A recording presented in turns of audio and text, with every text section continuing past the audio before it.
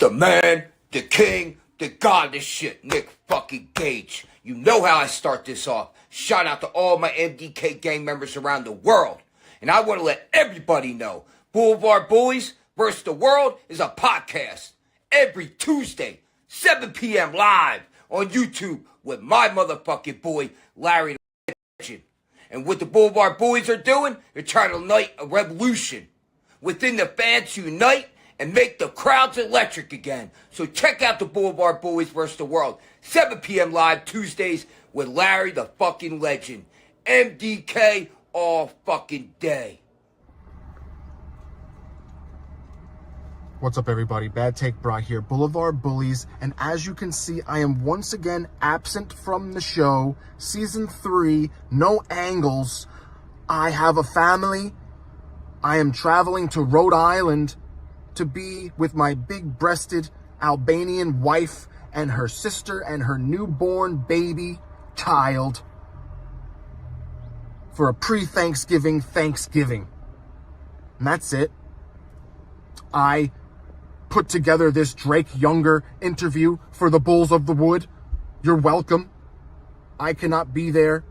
I hope it is lovely. Don't take advantage of Drake Younger. There will be a giveaway, a mystery giveaway, if you will, this week. If you comment on this episode, you will get a mystery rare giveaway next week. We will spin the Wheel of Fortune. I have spun the Wheel of Fortune. I will show that too for this week's winner, the Crippler CD and the NGI trading cards. You're welcome. And that's it. Fuck the world. Blvd Bullies versus the world. Die slow.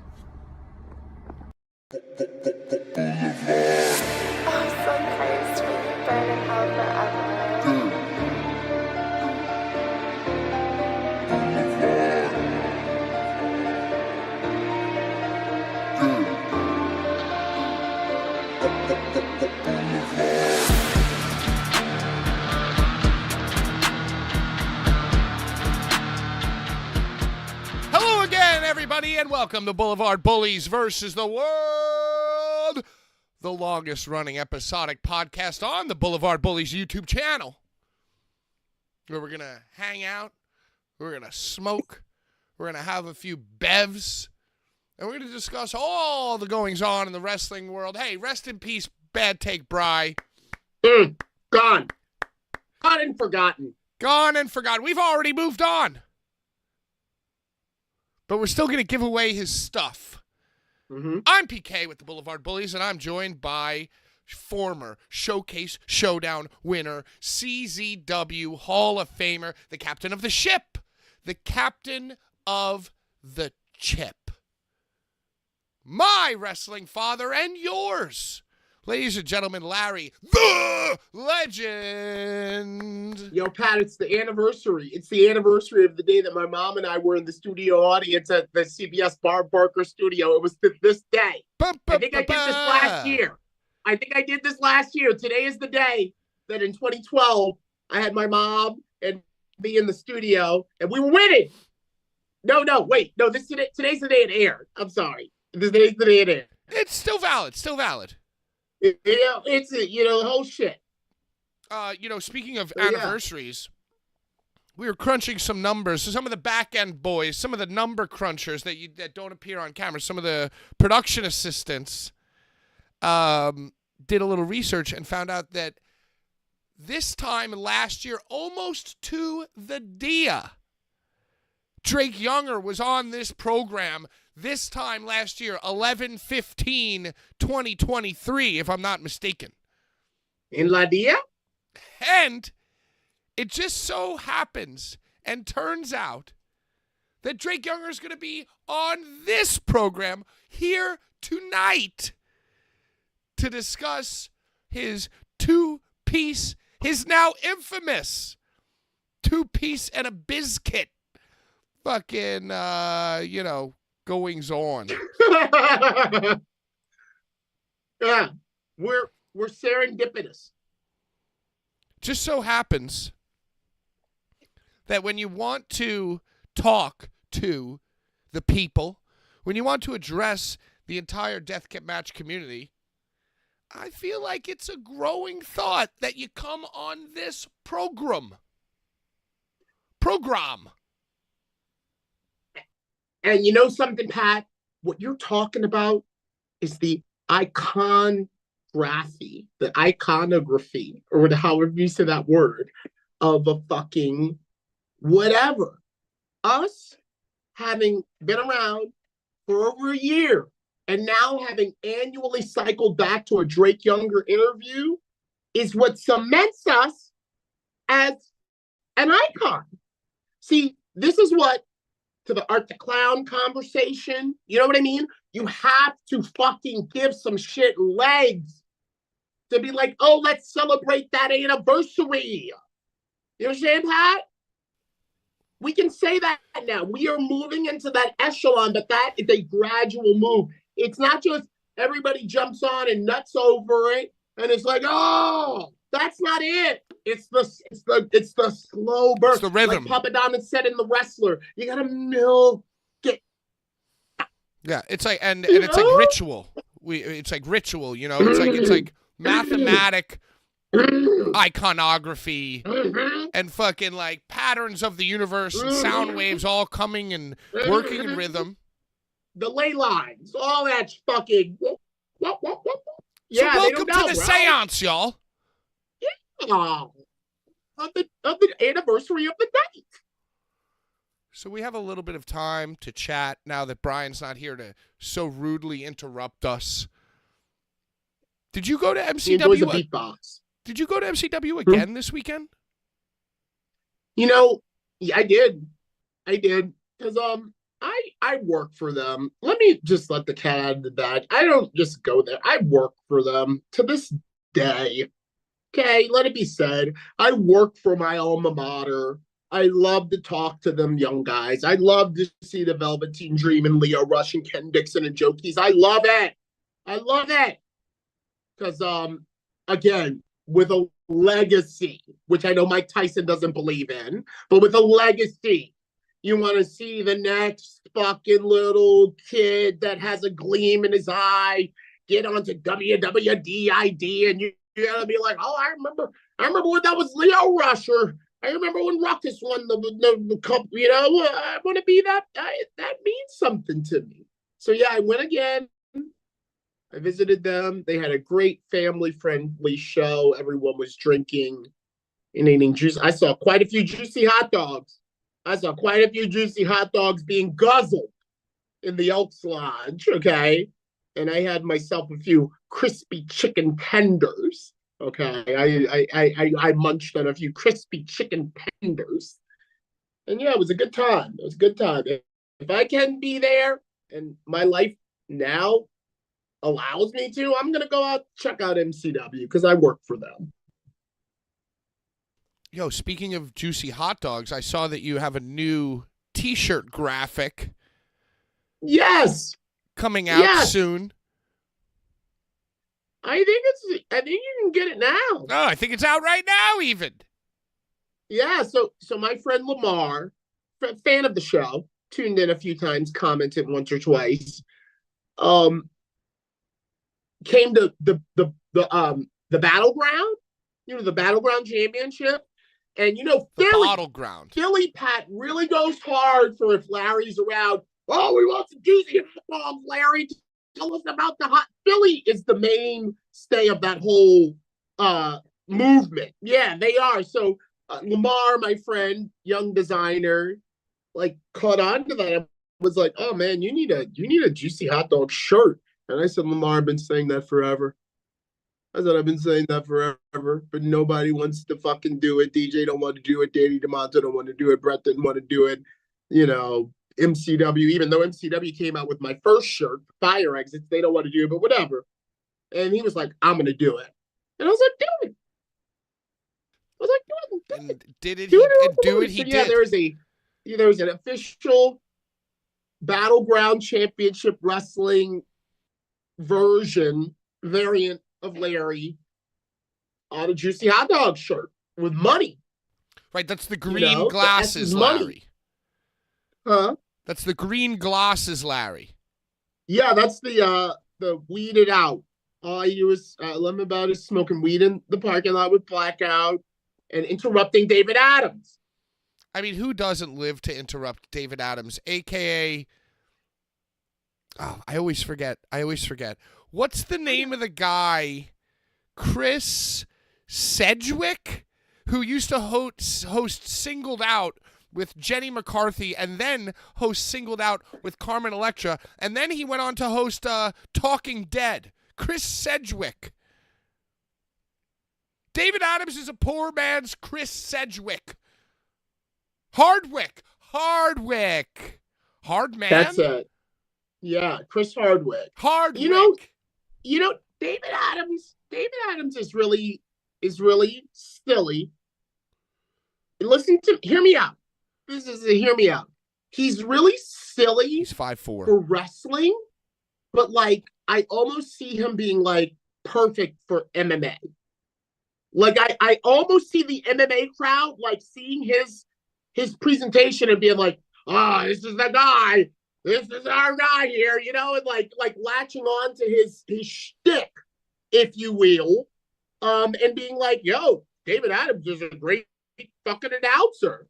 Even though we in wrestling see right through that and we're like, dude, shut the fuck up. You know, Shut like, up, you're fucking Sedgy. saying it. You know what I mean? Shut up, poor man's I've Chris always Hardwick. talking about David. I've promoted him, and you know I consider him a friend. I broke his collarbone, and I've always said that like his deal is like so Bruce Buffer in wrestling that I feel like an MMA crowd or a kickboxing crowd would be like, oh, I love this guy. This is the guy right here, you know. Tell him, and Chris. David Adams. Hey, speaking of MMA, you know, one of the, I mean, we're not really a combat sports channel. We're not really a combat talk about sports shit. show. We're barely a wrestling show. Indeed. But, you know, the Earth stopped rotating on Friday night. Buffering. The Earth's rotation started buffering because of Mike Tyson versus Jake Paul. Very interestingly enough, Larry, I thought for sure they were going to wheel out old fucking, you know, let's get ready to rumble David Buffer for the main. I thought for sure. I didn't think that young guy was going to make it till the end. But, yo, they went bell to bell with that young lad. It's not cable, it's Netflix. It's Netflix. Well, you understand? They got to put their foot down. You know? Right, they want to have all their own personalities, try to establish all their own people.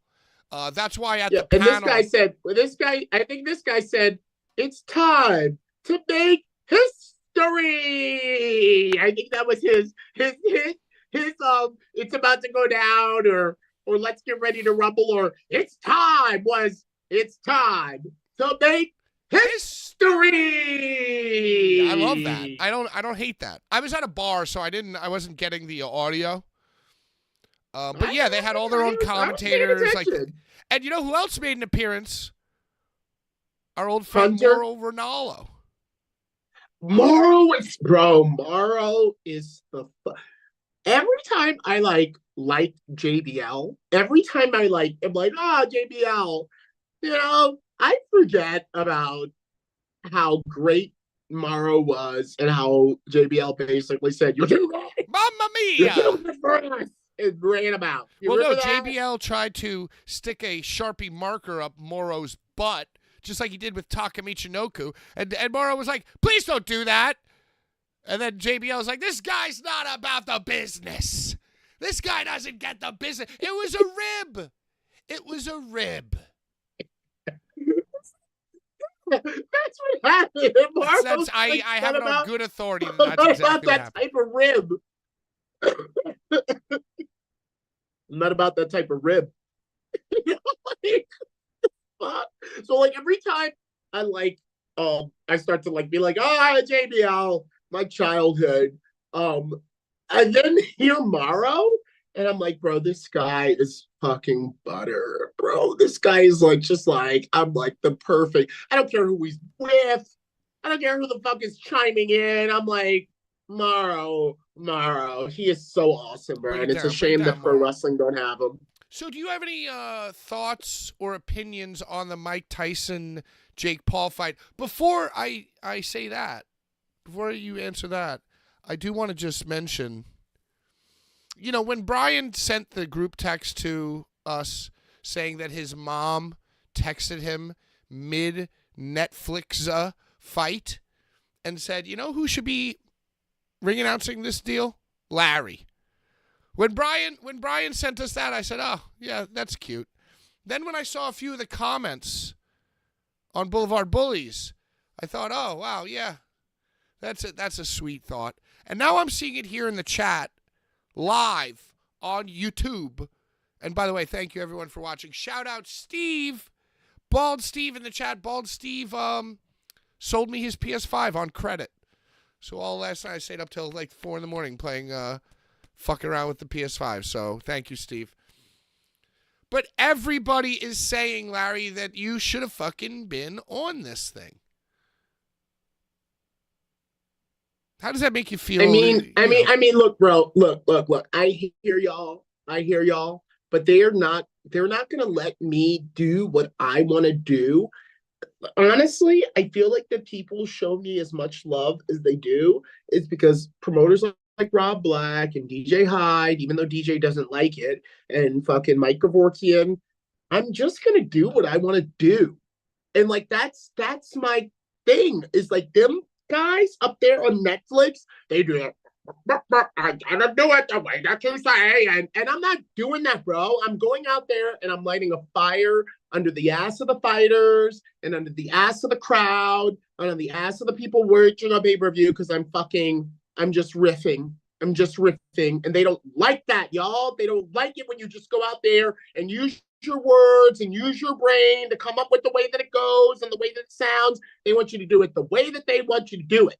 So I'm the Ramones. I'm CBGBs. I'm Punk Rock the Clash, bro. I'm there for the Masonic Center in Detroit and 2300 Arena and all that shit. Some shit that's gonna let me get high in the parking lot with Ruckus before I go out there and do it. Or show up a half an hour late. Exactly, bro. Yeah, I'm already on Michael Buffer, bro. I'm on Michael Buffer before I'm Michael Buffer, bro. I do what I want. Yeah, they don't like that. They don't like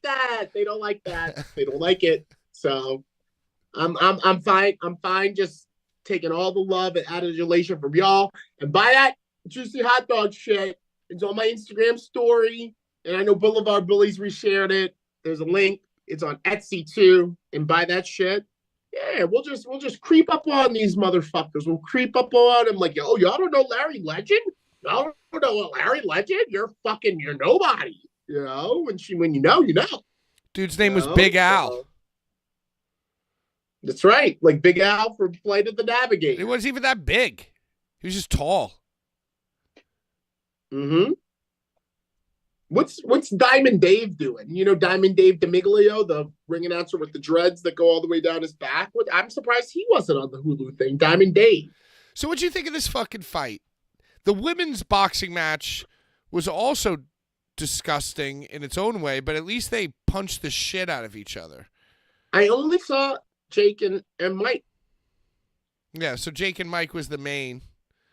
8 rounds, 2 minutes. But I feel like boxing is 12 rounds, 3 minutes. He's 58 years old.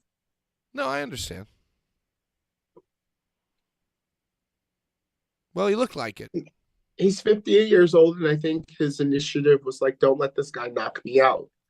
So if you look at it from the standpoint of a 58-year-old fighter, not what we the masses want to see, it's like, I know I'm not going to beat this guy, but as long as I can just stay up and stay active, and did you notice like at the end of every round, he would kind of do that shuffle, like that kind of like, I'm a boxer though, like at the end of every round when they do the He's doing a lot of bobbing.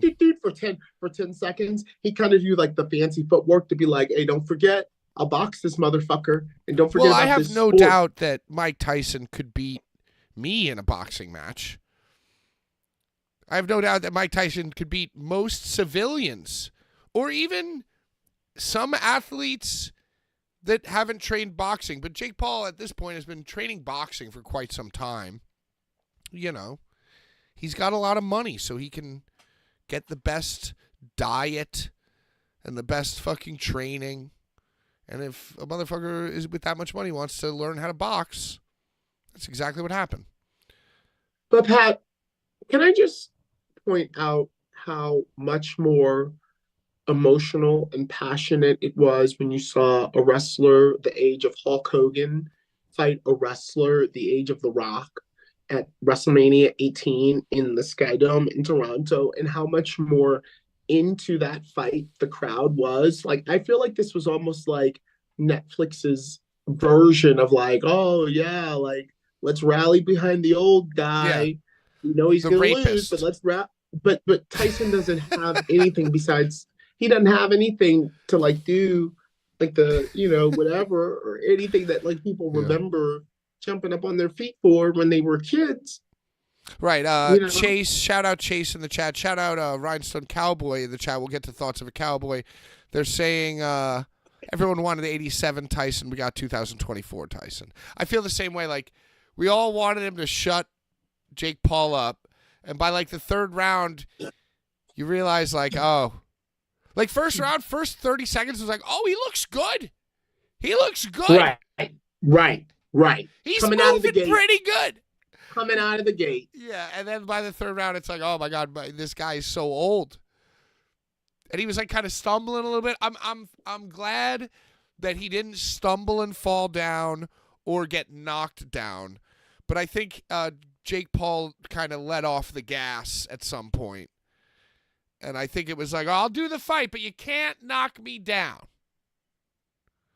And then so it was like, okay, either I'll win by decision or you knock me out. Mike Tyson, we're going to pay you $20 million. Try your best to knock me out. And I promise I won't knock you out. Kind of like, I feel like that's the vibe. Yeah. The business. It all felt like it felt very dirty watching. I felt like I was watching 8mm starring Nicolas Cage. It's like, you know, Jerry World, AT&T Stadium, Jerry Jones, Netflix, you know, Mike Tyson. It felt like a whole money laundering. It felt like a big money laundering scheme, basically. And then one guy, the promoter, hey, MVP Productions, most valuable productions. It's like, how long has that company existed? Am I supposed to know who this guy is? Right. He's the new Don grimy. King. I feel like the only thing that we were missing was Don King. Hold on. Don't you mess with the cables now. If I pet you, don't you mess with the cables. I'm doing a podcast. Beware, y'all. My cat is going to do mushrooms during the fight, so there you go. Well, I bet he did. Listen, hey, I hate to say this, y'all.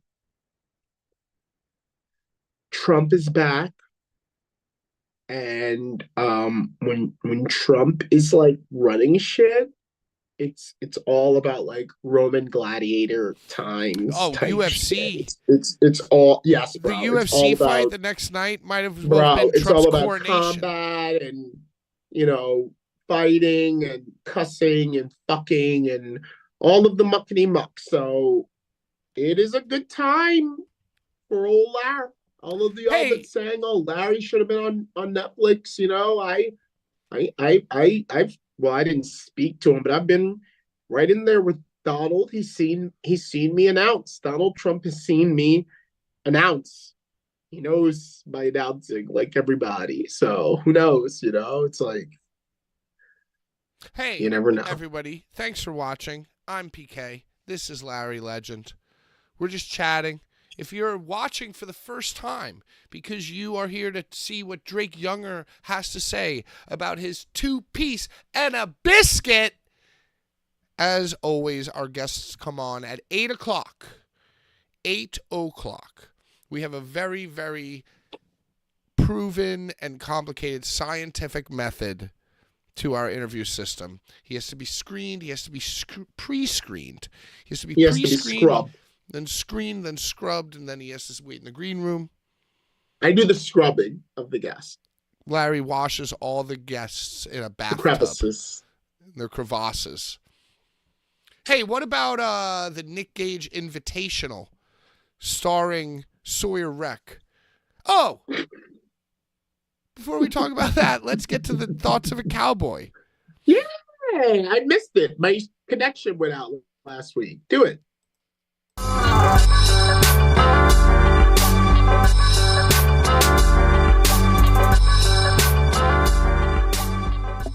Can't decide what to order at Popeyes? Don't worry, we got you. Because the new Rippin' Chicken Sampler has 2 Rippin' Chicken breasts, 8 crispy butterfly shrimp, your choice of 2 regular sides, and 2 buttery biscuits. All of this for just $10. Love that chicken from Popeyes. He's annoying to me, and that's my own personal, he annoys me. I get to you guys, you find it entertaining, but I find him annoying. And I just don't like him. And at the end of the day, if I give him the opportunity to fight me, I want to be so compensated. I want to say it, I want that you money, honestly. And it's Tuesday. It's Thoughts of a Cowboy. Wonderful week end of action that took place. We're not going to talk about the rig job that happened in boxing, but I'm glad Mike Tyson got $20 million and he was able to let his ass hang out. It was a wonderful time. But the Sawyer Wreck Invitational was a good time. Congratulations, Sawyer Wreck. She deserves it. She went out the way she needed to as a tournament champion. Dr. Redacted gets 20 million points for the perfect catch and grab from Tommy Vendetta with the trash can. Steve Huey's a great person. Dr. Redacted has the greatest entrance of all fucking time. You gotta have protective headgear when he comes out. Also, isn't it ironic that Atticus Cogar comes back to GCW after that fantastic episode with Nick Gage when he said he needs to have a conversation with Atticus Cogar? Isn't it a wonderful time to be alive? Also, happy birthday goes out to Otis Cogar. Wonderful man he is, scary with a switchblade. But anyways, straight razor, what the fuck am I talking about? Anyways, this is the Thoughts of a Cowboy. Would you take $40 million or $4 million to be on To Catch a Predator? It's been released that certain people got paid to be on the show and tarnish your reputation. Would you take $4 million to be on To Catch a Predator? Drake Younger's on, and I love that man too, and I can't wait to hear what it's like to have a 2-piece and a biscuit and a side of gravy, because I'm going to go experience that right now. And I'm going to go punch a punching bag to feel like Drake Younger. I'm out of here. Blvd Bullies. Official. Okay. You okay with me? I cut him off too soon. Thank you, Icarus. Thank you, Thoughts of a Cowboy. I believe the final message was that the Carnage Cup. Larry, is the Carnage Cup the thing that we're waiting for? Well, Pat, I understand we have night or day 1 of it. We're still waiting on day 2. Day which is 2, the finale. apparently, the next edit will be dropping on Wednesday/Thursday.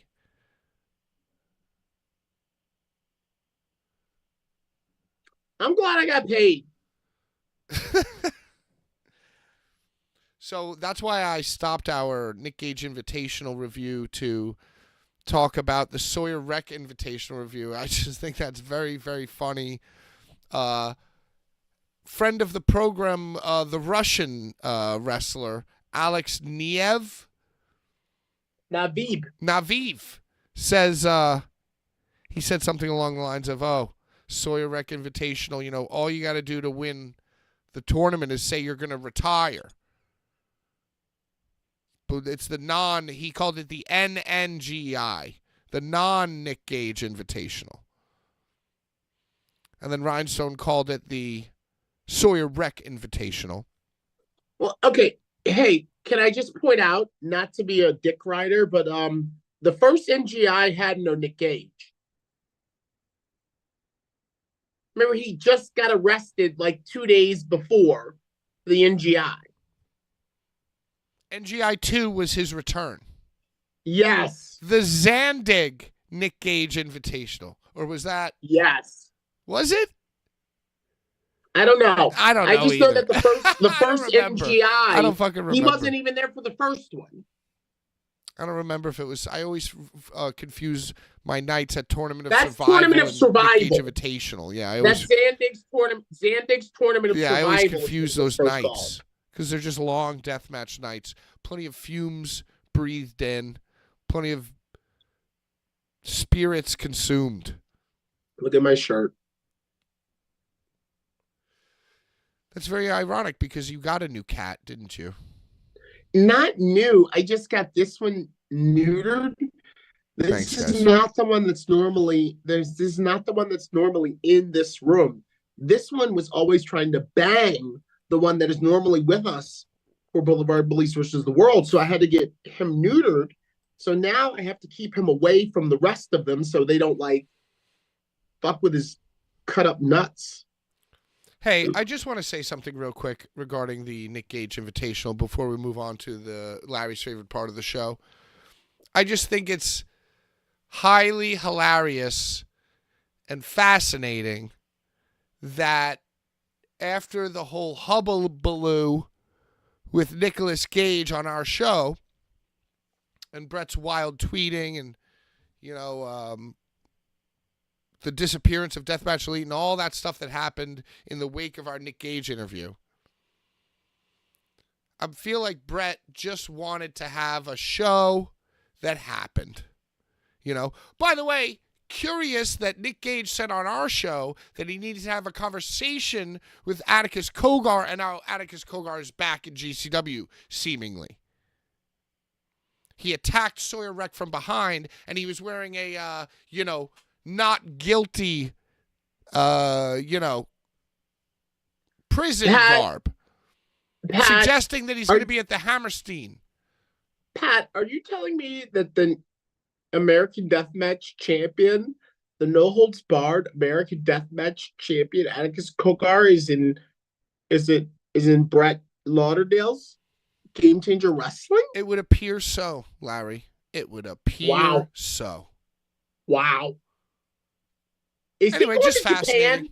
Is Atticus going to Japan with I don't think he's going to go to Japan, but I think that his outfit suggested that he will be at the Hammerstein.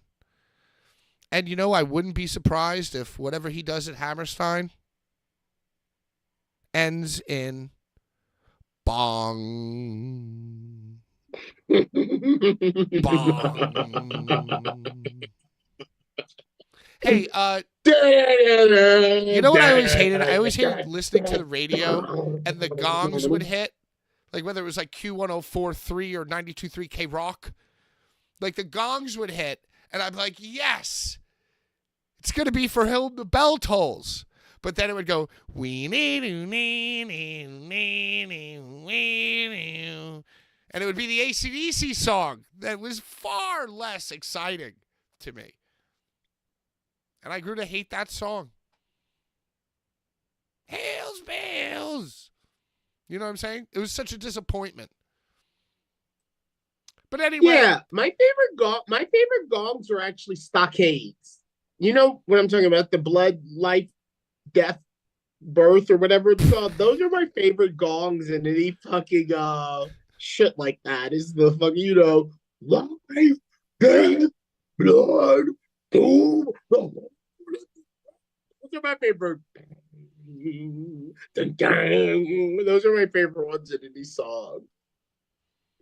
That was my first show that shall not be named. The first time that I ever showed my ass was just to hear those gongs over the loudspeaker and watch Stockade. You would. You were there. You were the ref. Yeah, so nothing but love for Atticus Kogar. But it's just interesting what's happening with the Nick Gage fallout. He said he wanted to have a conversation with Atticus. Now Atticus is now returned. He's going to be at Hammerstein. Larry, you've already pontificated to me privately that you wouldn't be surprised if Nicholas showed up to the big People versus Gala. GCW. The Gala. The Gala.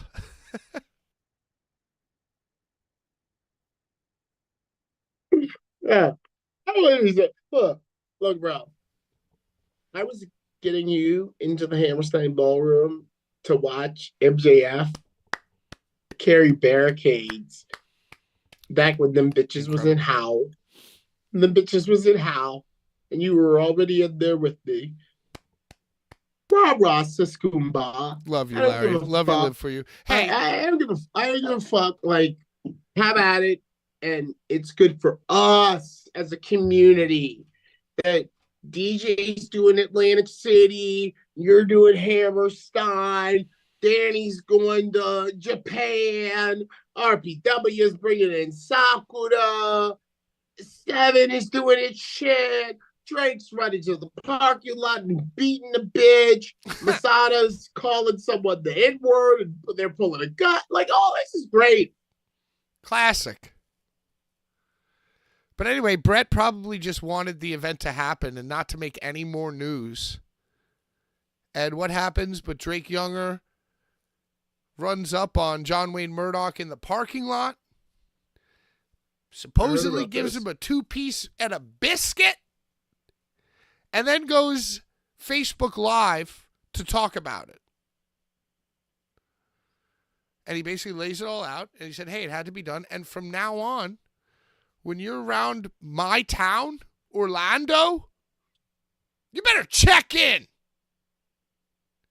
And I love that. And for some reason, he had Teddy Hart's jewelry on, which is very interesting. And we're going to ask him about the jewels. We're going to ask him about the jewelry. We're going to ask him about his fight coming up with Nicolas Gage. We're going to ask him about his fight coming up at Ruthless Pro. And most importantly, we're going to ask him about the 2-piece and a biscuit. Larry, what's your favorite 2-piece and a biscuit spot? Are you a Popeyes man? Are you a KFC boy? Kennedy Fried? I mean, Pat, you just nailed it with the third. You know, the third is always the charm, and I'm a number 3, nigga.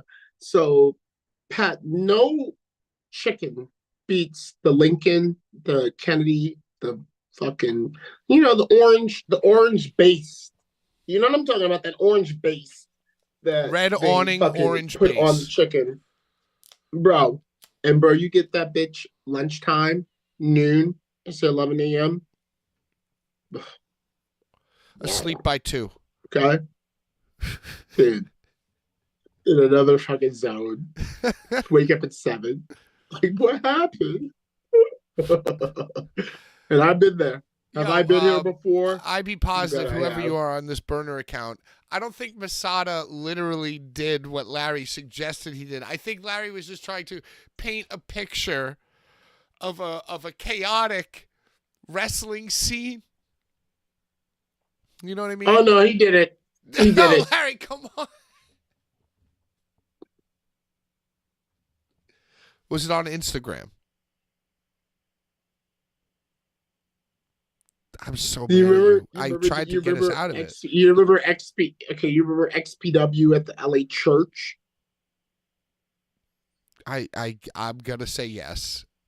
Okay, well, I pull up and there's always so much shit going on, but I heard like Brig got into an incident with somebody.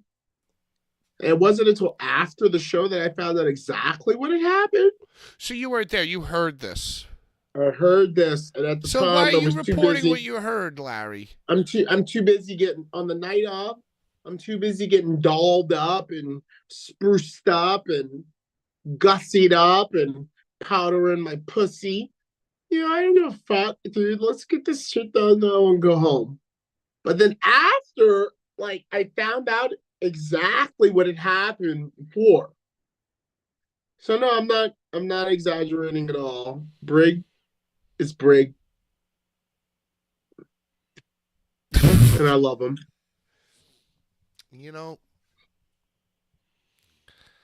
I love him too.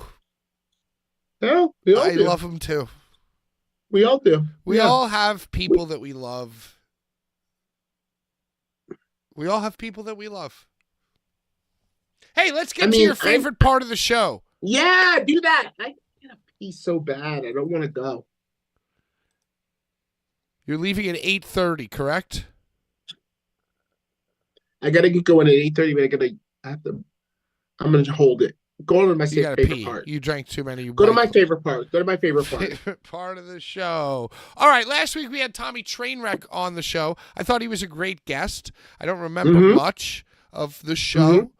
But I feel like it went well. Larry, thoughts, comments?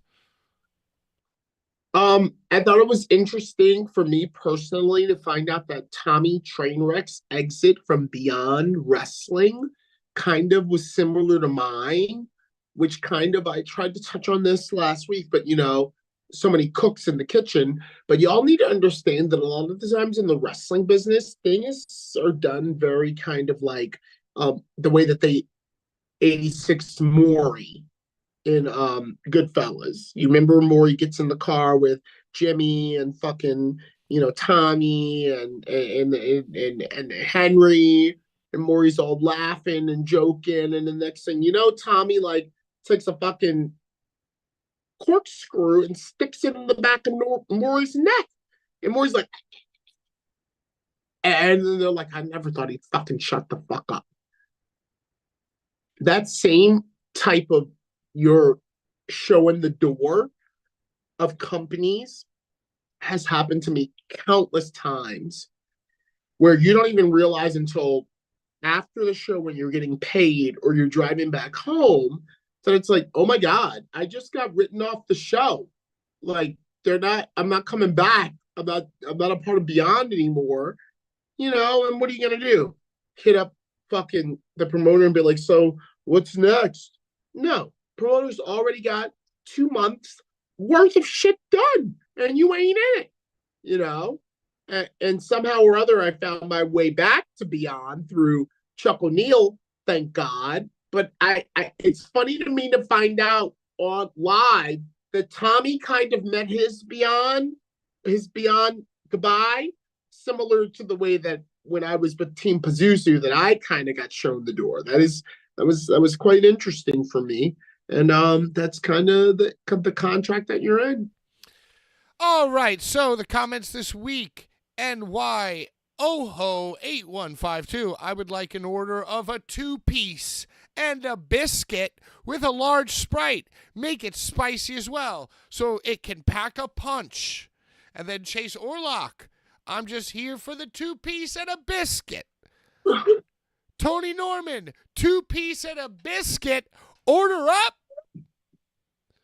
John Richter, hot take, Kogar returning and Nick leaving. A part of me thinks there is an extravagant story in the making. Maybe we're all being worked and don't realize it. Just my opinion after seeing Kogar return. Interesting thoughts. Nick in another Fed doesn't hit until he returns to GCW, a la Taz or Tommy Dreamer. Love or hate him, Cornette says, how could I miss you if you never go away? And I think it's possible with the scenario as well. Blurring the lines of real life and story is what sells. Again, another Cornette reference. Also, magically, Brett is making a lot more public statements about the future of GCW, etc. More recently, post-Gage interview. Just my thoughts. Boulevard for life. Well said, John.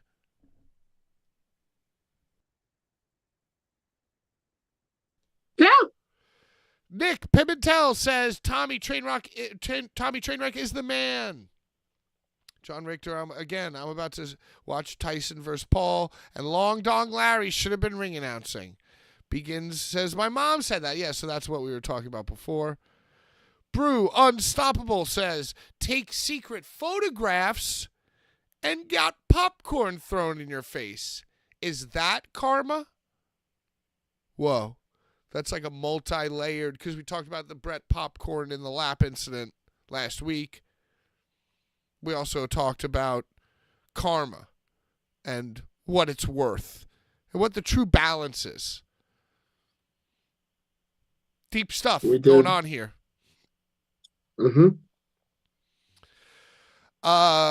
JJDNPW says the background on the countdown got me dying.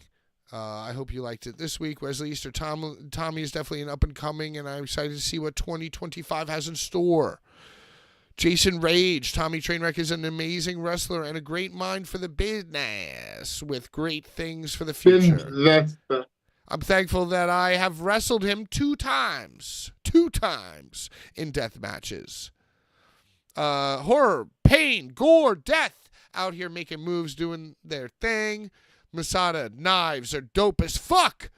Cum slice. Gastrointestinal hemorrhage. Larry fucking legend. Axel Nose. Oh my God, we're almost done. ICB. Oh my God, hold on. Let me do this again.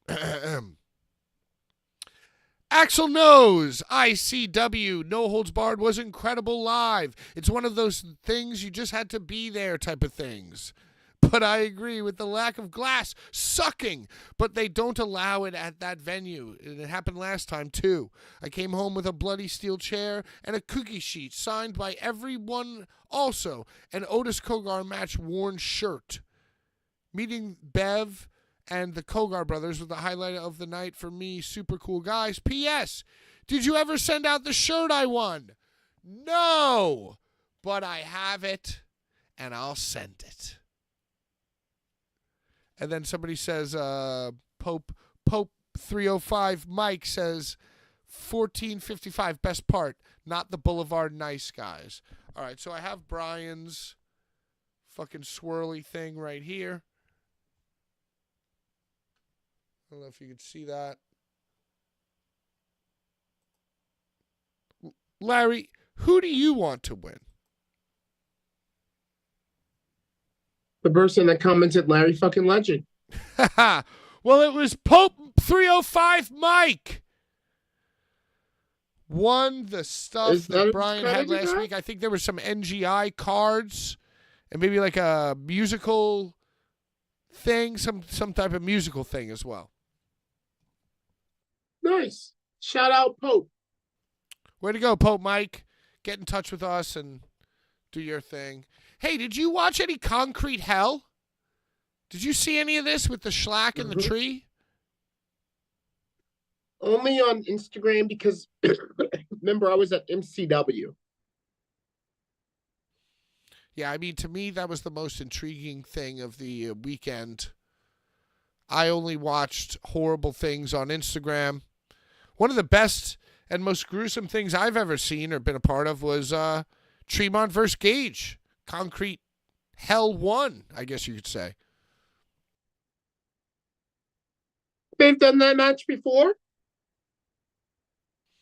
In the original Game Changer Wrestling Howell, New Jersey venue, they did Gage versus Tree concrete canvas.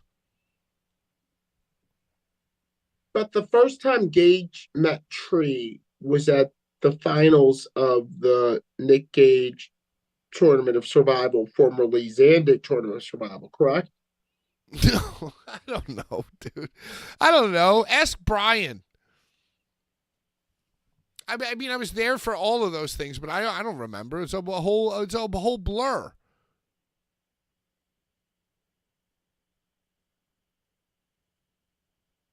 You dig? Does anyone in the chat know? Of course they do, Larry. Hey, do you have any hot questions for Drake Younger? Why is everyone saying he was on drugs? Do you feel like he was? You saw the Facebook Live video. Do you think he was on drugs? Do you think he smoked meth? He definitely seemed a bit agitated. Well, I feel like, maybe I'm naive because we interviewed Nick Gage and I thought everything, well, once I stopped thinking it was somebody in disguise, I feel like I handled that pretty well. I didn't think he was on drugs then. And when I watched the Drake Younger thing, I didn't feel like he was on drugs. I felt like he was all jacked up from punching somebody or something.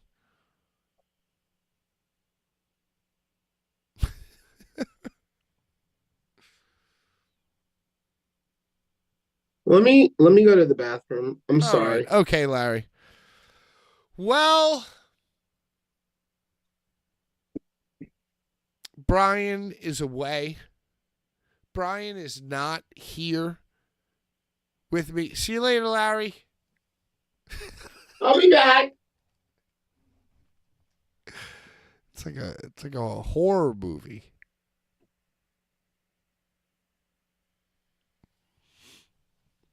Anyway, in a few moments, we should have Drake Younger on the show. Drake Younger has been a friend of the program. Drake Younger was here at this time last year, just about. And I don't remember much about that one either, but I remember that talking about what it meant to him to referee in WrestleMania with Ronda Rousey's first match, the tag match. I remember he shed a tear on the show, showing that he was, in fact, a human being. So, it's just me now. Day one-ish. It's just me, Oos. I just want to thank everyone for watching. I will be sending the shirt out. I also sold prints that I have to send out as well. But yeah, that's it. The one thing I really want to do is go back and watch Concrete Hell with Tree and Schlack. I've seen the clips just like Larry. Oh, wait, here he comes. Here he comes. Hey. Hey. I was just like filibustering. Good. What do you got coming up?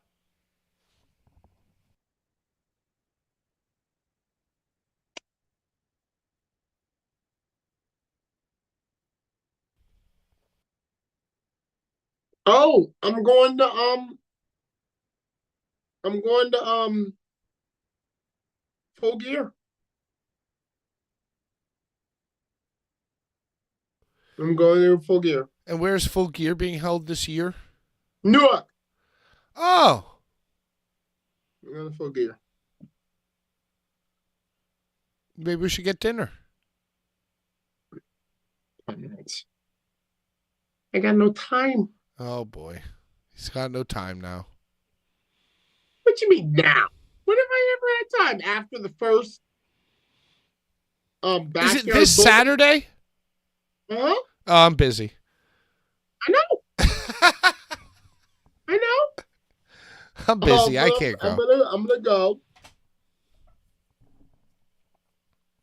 I'm gonna go to that.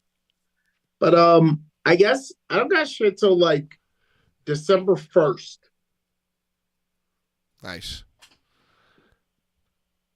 That sounds great. I think I'm taking the rest of the year off as well. What you should do is you should treat yourself to King of the Death match out in LA. Oh, TruthSeek. The truth-seeking commenter is saying that they're going to Full Gear as well. A lot of people going to Full Gear in Newark, New Jersey this Saturday. I'm busy. Still a lot of unanswered questions in regards to no glass at H2O.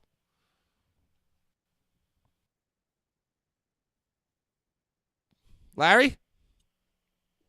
Yeah, I don't give a fuck about glass. I don't, again, like, I guess, like, not to speak shit on him while he's not here, but like Gins has like a hard on for like, glass makes it more. But you know it doesn't. Because if you really know what you're doing, you can make it just as impactful with like, well, yeah, no rope barbed wire or Stairway to Hell, and no, concrete canvas doesn't need glass. That's what I'm saying. Like when you have like a Psycho Circus match, which is where the barbed wire is strung across the ring and there's a scaffold and the big thing is going to be like a Spanish fly off the scaffold onto the trampoline of barbed wire. Like, I don't care about that. Like, it's like, again, the Terrifier shit, Michael Myers paved the way for this shit to even be a shit. all atmospheric and like shadows and music, you know, like. But now it's like, oh, we need glass. Oh, I don't care about it. Glass. Like, and I'm like, no, dude. Like, you don't know shit because you're new. Hey, Larry, are you going to be at the Psycho Circus this year? When is it? February. Yeah, I'll be there. Are you going to be at the King of the Death match? Which one? The one that's coming up. Yeah. Okay. I'm gonna be there. I'm gonna be at every. Listen, I'm gonna be at Cage of Death. I'm gonna be at Psycho Circus. I'm gonna be at King of the Death match. I'm gonna be at the Shane Shamrock Memorial Cup. I'm gonna be at all of the shit that is worthy. I'll be at the Backyard Bully 3, Boulevard Bully Backyard Barbecue Bonanza Baptism 3. It's lit. Wow. I'll be there. Where's Drake? It's 8:03. Drake. Where's Drake? Drake. Where's Drake? Come on. Where's Drake? Where is he? Well, Drake should be here any moment. He's got a match with Nick Gage coming up on December 14th. He's got his match coming up apparently this weekend at Ruthless Pro. Did you hear that Ricky Shane Page unfortunately cannot make it to Ruthless Pro?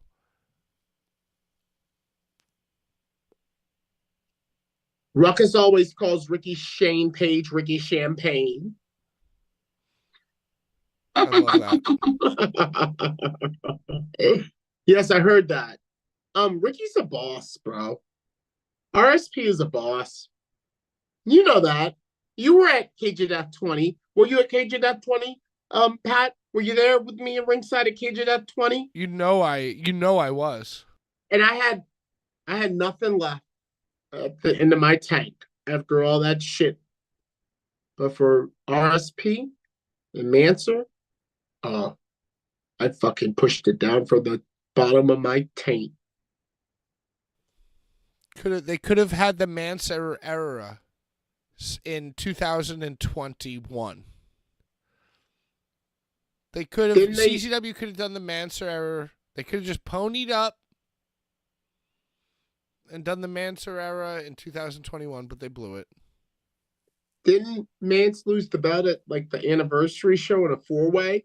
Yeah, like the next like 2 or 3 defenses only, maybe even December. one. He got December, January. By February, they had taken the belt off. Yeah, him. pretty much something like that. Yeah, something. I forget who it was, but someone in that thing took. Was it Joe Gacy? Maybe it was Joe. Joe was definitely around at the time. Yeah.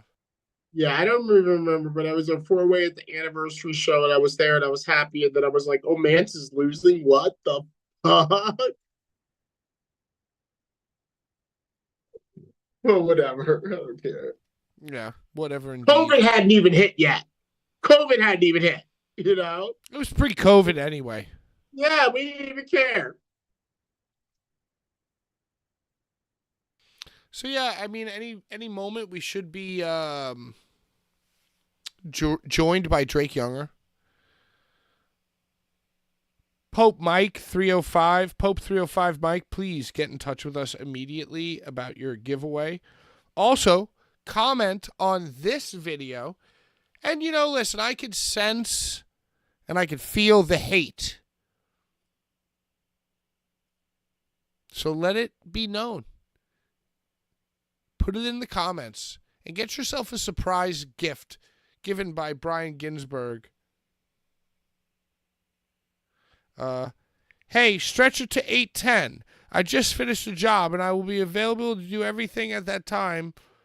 Going back to the office now. 8:10 p.m. Thanks. And also, Brian has sent us photos of him holding a child in the group chat. Okay. So he's a family man. What else is going on? Buy the Larry Legend hot dog t-shirt. Yeah, buy that shirt. Should we talk about mainstream? Oh, you want to talk a little mainstream? I saw Shinsuke Nakamura came back. In a duster. Yeah. I saw that. That's awesome. I love Shinsuke that. now. I love that that's what we're talking about now without Brian. And he's a darker Shinsuke Nakamura, right? He's like a evil Shinsuke Nakamura, right? Is that what I'm gleaning? Larry, why don't you share some stories off of the top of your head about Drake Younger for us, who should be here around 8:10.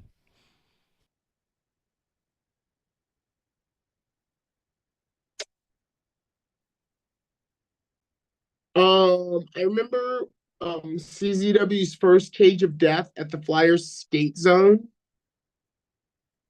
when like we were in like a new home for like the biggest show of the year. Drake was like a huge kind of rah-rah, like, come on guys, this is what we do, you know, this is our show. All these people came out to a new building for us. They came out here for everything that we do. Let's go out there and let's show them why. Let's show them why they came out to this building to support CZW. Am I right? CZ fucking W. And like we all were like, CZ fucking W. And like did the whole, whatchamacallit, I remember I was filming it. I was filming it for some reason. Hands and in I the looked middle. down and Danny Havoc. You guys put did the hands camera in the middle. Yeah, that. And Danny Havoc looks up at the camera and he goes,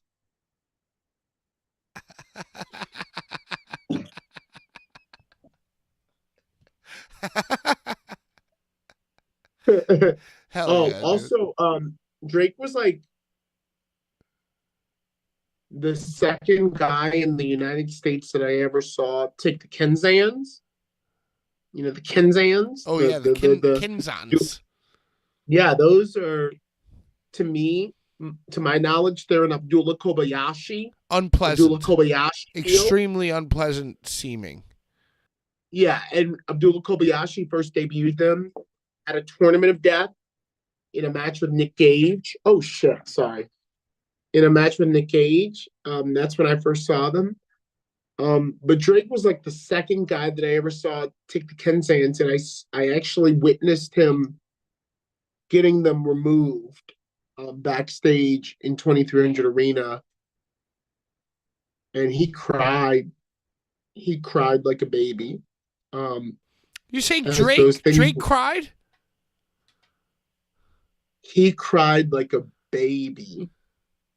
As Shawnee, scrawny Shawnee, who got me from the barbed wire that Joe Gacy DVD'd me into, was like slowly prying the fucking Kenzan, like little by little around his head. Tears, bro. And he didn't know I was filming, but I think I had just gotten an iPhone 4. And, you know, it had a nice camera on the iPhone 4. Remember iPhone 4? And I was, like, filming it. I put it on Venmo. I'll share it on Blvd Bullies Elite. Most people probably have seen it. Hello? Are you there? Yeah, I'm here. Okay. No, that's a great story. I love that. I remember at the first... What? I told 2 stories, but go ahead. I love those stories. What's yours? So I just have 2 Kenzan stories. You know, Kenzans make gusset plates look like a walk in the park, in my opinion. The Kenzans are like very tightly needled together and like, oh, horrible. And one thing that I've always hated in like death matches, like or even just hardcore, is when somebody, a wrestler gets like a VCR or a keyboard or a television or a piece of electronics that they think they can just swing as hard as they possibly can. And it's like, oh, the keyboard will just break into a big piece. The Super Nintendo will just, no. Getting hit in the head with something like that, even though it's light, sucks. And I remember a man who shall not be named swung a television, put a gusset. You know, this is all improv, by the way, in the moment. Like, we didn't say, hey, and then I'll put a gusset and I'll slam a fucking TV on your head. You know, it was like improv in the moment. Low Life Louie, gusset plate, or not gusset, I'm sorry, Kenzen. In the top of the head, a little bit of fist to get it in there. Television, crank, right on the head, dude. And the process to get it out was like 45 minutes, and there was like popping sounds. It's gross, dude. It's gross. So I saw it first with Kobayashi Gage, but then the second time I saw it was like Scotty Vortex Drake. And Drake had him embedded in his skull. He had to get him taken out in the back. The cowboy, the rhinestone cowboy says Otis Kogar had a crazy Kenzen pullout video as well. Just let your skin grow over it. I feel like that's what happened to Matt. That's what happened to Tree. Tree's been out there shaking that ass in Australia. Tree's been out there he's been out there flapping them buns. Hasn't he? Hasn't he, Pat? I believe he, yes, indeed has, Larry. Yeah, I love it. I love. Hold on. Wait a second. Okay. All right. We have contact.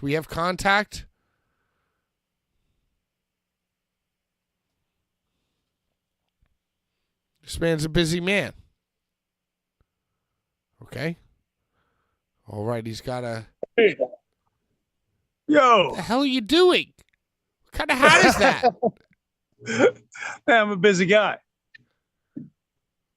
Wow. Busy guy, man. Dude, we got important things to do out here and out here in the beautiful Tampa Bay area. And so, look, we got a port here. We got supplies that need to get to the American people. We got things that need to get shipped out. And you know what? Whenever I am not competing in death matches or whenever I'm not, banging and clanging in the gym, dude, I'm just doing my part to make sure that the highways and byways of America keep flowing. We have just unlocked a new Drake Younger outfit. This is outfit 5.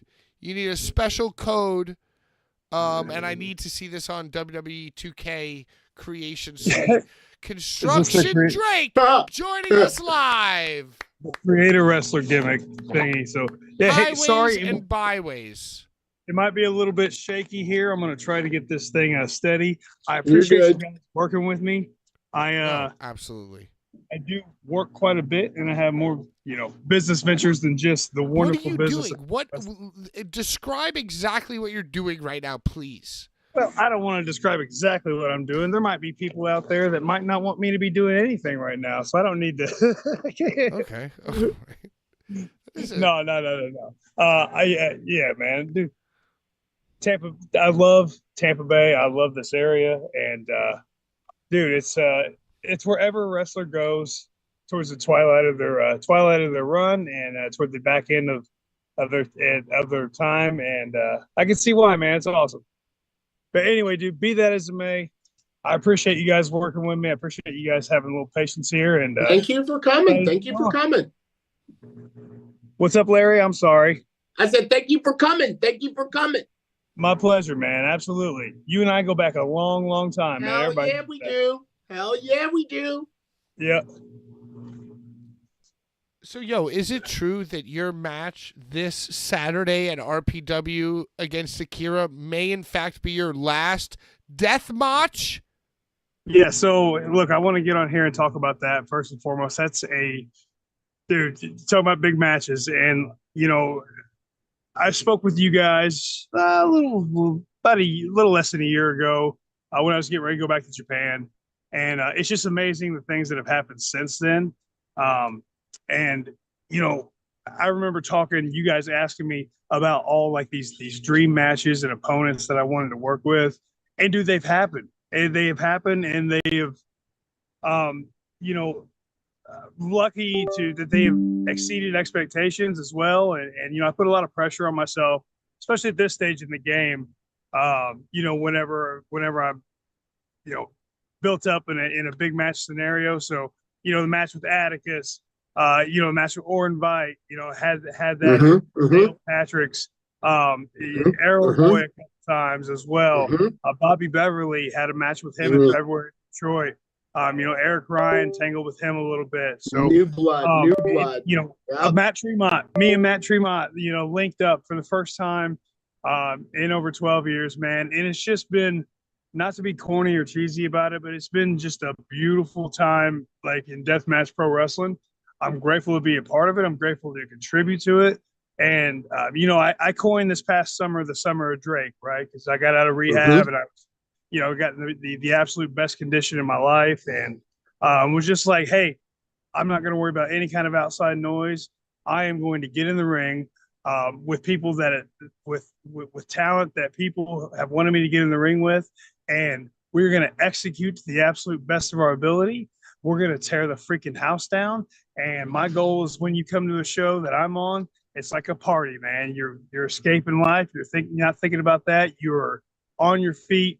And just enjoying everything that's going on, man. That's what we're going to have this Saturday at Malignant in Berwyn, Illinois. Me versus Akira, 200 light tubes, old school deathmatch shit, 200 tubes. Everybody's been asking for this match for over a year now. It's finally happening. If I don't come out the victor, then my time in death matches is done.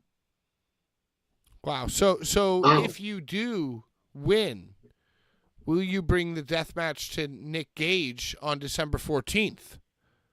So here's the thing, the kind of caveat to that. So with the match and anything with Battleground, with the Street Fight title, the Street Fight Championship that I have, that does not fall under the realm of death match. That's hardcore street fight. That's a whole nother. That's a whole nother. That's a whole nother can of worms. Yep. Death matches, at least in my estimation, and I think I'm pretty qualified to talk about it. Yeah. It's like anything that stabs your skin. Okay, like thumbtacks, barbed wire, glass, tubes.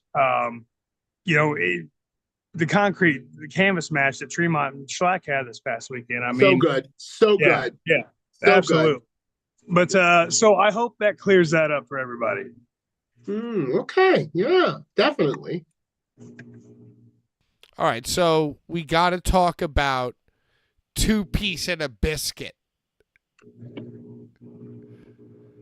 Two Piece and a Biscuit is sweeping the deathmatch community. Let's just talk about what the definition of Two Piece and a Biscuit is. I feel like it's in a song. I feel like I've heard it in a song. A 2 piece and a biscuit. Well, first off, is Mike G on the call? He might join us. He's slated to join us. Okay, well let's get him in. Let's get him in to join us as well, because he's going to be needed as well for this. But anyway, in regards to simply the 2 piece and a biscuit, that goes back. I will actually credit that with a favorite of your guys's, a legend of the game, former CZW World Heavyweight Champion, former CZW Tournament Champion, Scotty. I know it, bro. I do it. Yeah, that's Scotty. And look, I'll clear up what happened this weekend. It's not going to be what a lot of people are going to think it's going to be. I'll clear up, what happened this past weekend. But in regards to simply, the street definition of two piece and a biscuit. That is a very much an Indianapolis thing that where if there was an issue, you just come up and just rock him with a two piece and a biscuit, man, just to let him know. So that was a staple of Scotty Vortex, and man, he had quite a few. Again, I don't know if he came up with them or if we heard him in songs, because you got to think like 02, 03 is when we broke into the wrestling business, and so like Scotty and I, we were in Die Hard at the time. I mean, we're coming to shows bumping Little John, Bia, and like Little John and Project Pat. That was our our jam. Oh, and Pat and Little Troy, Want to Be a Baller, Shot Caller. So, Little Troy, that was but yeah, that's the Scotty Vortex. Oh yeah, I knew it. Right, if it got to that point back in the day, he would go up, handle business, and then he'd be like, "Hey man, let's skirt out of here, chirp, chirp, chirp." Oh my God, we're joined by another. I love Scotty. Am I in this thing? You're in this thing. All right, I'm on my cell phone. I'm much like Drake. I'm on my temporary shoot job right now. All right, Yes, so sir. thank you to both of you for wearing your work hats and being on the program. I guess the first thing I need to make sure, because of what happened when we interviewed Nick, I guess I have to ask both of you, are we taking advantage of either of you? No, you are not Have whatsoever. either of you been paid for this appearance? I mean, technically, I guess both of us are currently getting paid, but not for the appearance. There you go, Mike. Have our questions been discussed I don't know, man, or manufactured beforehand? Ginsburg sent me a predated royalty check, man. So I don't know about you. Nice, yeah. No, He's not not Maybe here I'm gonna now. need some money then if he's getting paid. So my first goddamn question is, I heard that a man by the description of Drake Younger was skulking around a parking lot in Orlando, and some people say that this man was Drake Younger and he hit a man from behind. Other people say that it was a squared up two piece and a biscuit. Some are saying that they're when I watched the video, the Instagram or the Facebook Live, I thought to myself, first of all, why is he wearing Teddy Hart's jewelry? Dude, I don't know if you guys saw it on the at one night only. I couldn't get that chain off of him. It was so thick and on so tight. Why is he wearing Teddy Hart's jewelry? But also, sidebar. That's a gift from a young lady, and just put it on. Put it on and wore out to the ring one time. But yeah, it just happened to have it on there. So basically, you showed up and confronted John Wayne Murdoch. So what here, led to this? Just tell us the story. I know that he's very outspoken about things. What led to you confronting him? All right. Well, here's where I'm gonna here's how I'll summarize it and everything. So, what happened with me and John again? It started out personal, and it led into interfering with business on my end and everything like that. But again, it was that was my perception. I went to the show and handled it the way I felt it needed to be handled. I'll clear up a few things, like out the gate, like just clear this up out the gate. All right. So first off, a couple things. One, John Wayne Murdoch and I have spoken since the incident. All right. So I will say this, couple things. One, John Wayne, he's not a bitch. I will say that you cannot be in deathmatch wrestling and be of bitch behavior. All right, that came from him. You cannot be a deathmatch wrestler full time, do what we do, and kind of be of the bitch essence, so to speak. So he is not a bitch. All right, and now both agreed that it was not from behind. I announced myself. He turned around. I said something to the tune of, "Hey, talking shit. Keep my name out your mouth." Now, here's where it is. I did not see that he had his phone in his hand. All right, so I did not see that. But again, that's kind of splitting hairs here and there. But it was not anything from behind. And we and he again, a lot of the details of our conversation are private. You know what I mean? Because it is between him and we talked for a while. It started out kind of like an intense conversation the way it needed to be, but that's really all I wanted out of this was just talk to the guy. You know what I mean? I've been trying to squash it for a long time. And we said everything that needed to be said. We got it all out there. He said some things out of respect for me. I said some things out of respect for him. And basically what it comes to is he's going to do me, or he's going to fuck, don't put that God. No. He's I going want to to get involved with this. He's going to do his thing. I'm going to do my thing. We're going to go our paths. Look, at the end of the day, we're both enjoying the best in-ring work of our careers right now. And again, this stemmed from a while back, and it was years of built up frustration from me. And to be honest, like I was scrolling through Facebook. I was off last weekend, visiting my kids, and essentially I was like, man, these dudes are like 9 minutes down the road. Like, I can't check out of wrestling and not have this handled some way or another. I was like, I'm just gonna go down there and handle it. You know what I mean? and there were some other things from a company level that Mike will kind of chime in on as well. That just led to kind of just frustration. That it built up, and just it's like, oh my gosh, just fucking can't take it anymore. Just got to go fucking handle it. And look here, I'll say this, and also John and I talked about this. I was not, people talk about all this sideways talk about drugs and everything. I was not high. I have been sober since I went to rehab that WWE sent me to in March. I'll admit when I messed up, very much so. There's a lot of brothers that are not with us anymore because of that. And so again, that's something that's very, very cognizant on my mind.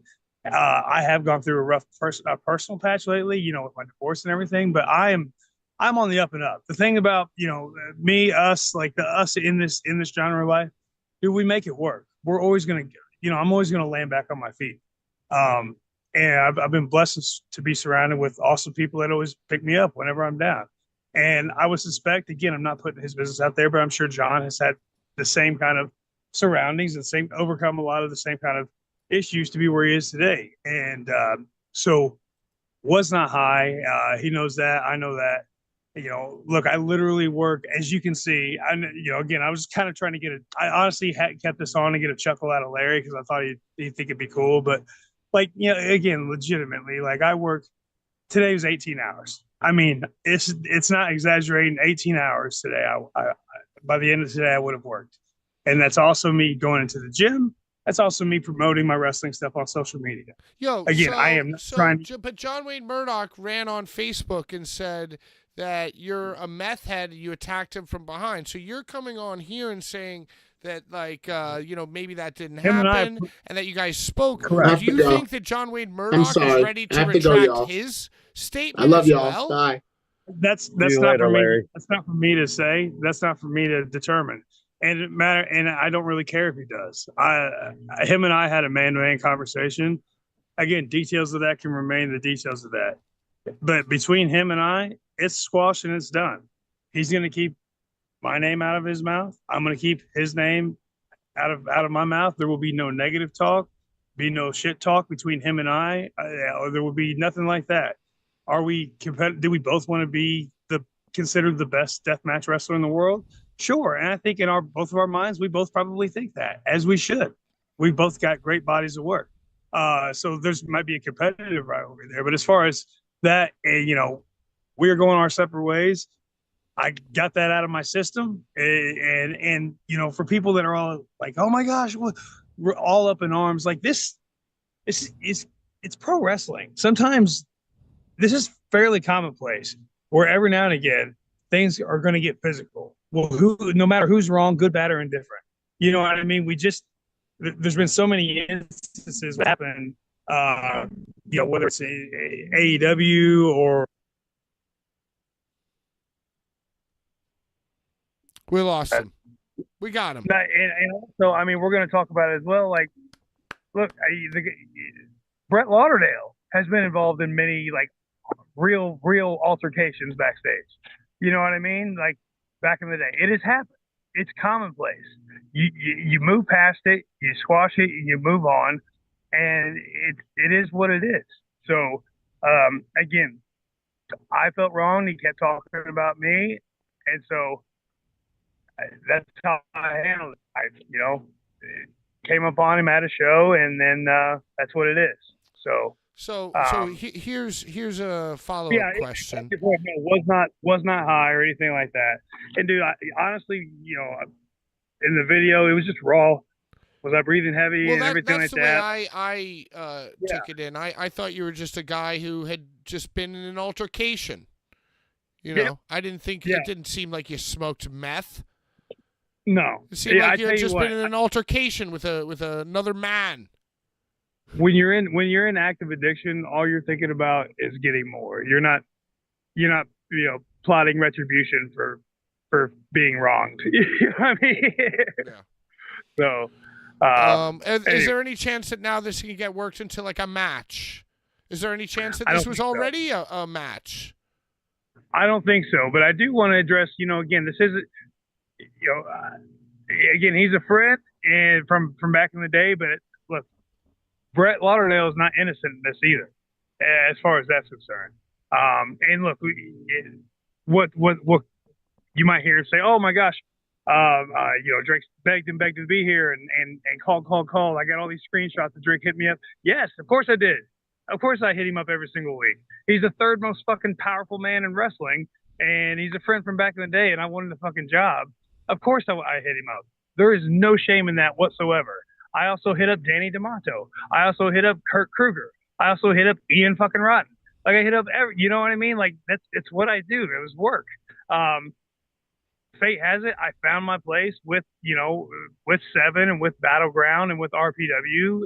Those are kind of the main bread and butters flags that I wave right now. And they're great companies, and I've been able to have a lot of fantastic work with them, especially Seven. But again, let's take King of the Death matches for example. Seven is running King of the Death matches. The one time out of the year that we are running Los Angeles. The biggest tournament of the year in our estimation, right? And then what's he do? Books his venue a mile down the road. At the same time, not doing a matinee show or anything like that. It's just little like in acts of war and everything like that. That again, he tries to act innocent, like he's trying to unite everybody and anything like that. But dude, honestly, he stirs the pot. And I gave him a heads up that I was coming, and I tried to message him earlier in the week. Hey Brett, call me. Hey Brett, I need to talk to you because I wanted to let him know I'm gonna talk. I'm gonna have to confront John, and it's gonna be what it's gonna be. What did John? What could you pinpoint like one comment? And Mike, I'm sorry. Thank you for being here. We're gonna get to Mike in a moment. No, listen, it's all good. Take your time. But can you pinpoint like one thing that was said or one moment that like kind of stuck with you to draw you to like feel this way about JWM? Talking to me? Yeah. Like is there like a tweet or an action or a pattern of action specifically that stuck in your craw leading to this? Yeah. So whenever I left WWE in 2021, I had certain things set up, and from what I perceived was his direct influence, those were immediately taken away. Directly by him. Again, that's what I perceive. He may have it different, but that's what we talked about. And that cost me money. And in turn, like it built up so much. Like I perceived like for 1 year, he took this away from me. He took like what I love, what I was, what I've wanted to do since I was a child, what I've spent half my life traveling the world doing. It's like he took that away from me. You know what I mean? Now I worked my way back on the scene and proved my reputation, got that back, got my legacy back. Everybody knows I'm not, some crazy right-wing nut job. And I can be with people that have different backgrounds, beliefs, and everything like that. And we're freaking just fine. And we make beautiful wrestling, and, we make awesome memories, and it is what it is. But so yeah, that's what he was taking issue on with you. Some other business stuff, but again, that's where it boiled over from. But the important thing is, there's not going to be any more violence between him and I. Again, we talked, got everything out that needed to get out, and it is all set and done there. Damn. I do want to say I also spoke with Chad Menz as well. Yeah, I did speak with him, and we came to an understanding as well. Oh, I have no doubt you did. What about Joey Janela, who, him and Brett will yell about, children's names and families being mentioned just in passing. But yet Joey Janela went on Facebook and called out your fucking family, talked about your kids, insulted you. What's the deal with that? He talked about my kids on Facebook? Yeah, I feel like, for them, they could talk about kids and somebody's a father or a bad father, but, I actually didn't catch that either, so I'm being interested to see where that was. I don't know. I'm just saying, theoretically speaking, I guess. I thought I saw something. Do you have a direct quote of that? No. I'll do more research. Okay. Though. But anyway, here's the point. Joey and I ain't never going to see eye to eye. All right? Like, for years, he's been using my name to get more clout from his career. Look, is he talented? Sure. But, dude, can't keep his damn mouth shut. And honestly, dude, like, I let him slide years ago just to fucking get it over with. But I'm not going to let it slide anymore. Like, dude, he wants to come talk shit and run his mouth. Like, I'll fire back, and I'm right here whenever he knows what's up. He knows what's up. So, again, he just wants to talk and talk and talk. I told him anytime we want to handle it, we'll handle it. We can raise money for charity, whatever it may be. But, no, man, he ain't down. So, look, him and I ain't ever going to see eye to eye, and that's okay. We don't have to be friends. You don't have to be friends with everybody. Like, I got my crew. He's got his crew. We run with a lot of the same people. It is what it is. But, nah, man, fuck him. All right, so you know what? I'm glad that you cleared that up for us. And sorry, once again, I'm constantly searching and talking to my contacts about sources. And I'll circle back on that last thing. But I guess we can all say that we're moving forward. We're moving forward. What's that? We're moving forward. Oh, moving forward. Yes, moving forward. It's a new day. It's a new day. But yeah, I'm Mike. I hope I kind of encapsulated everything from your point of view a little bit. And yeah, no, I'm 100%, man. I mean, listen, I've said it kind of since day one.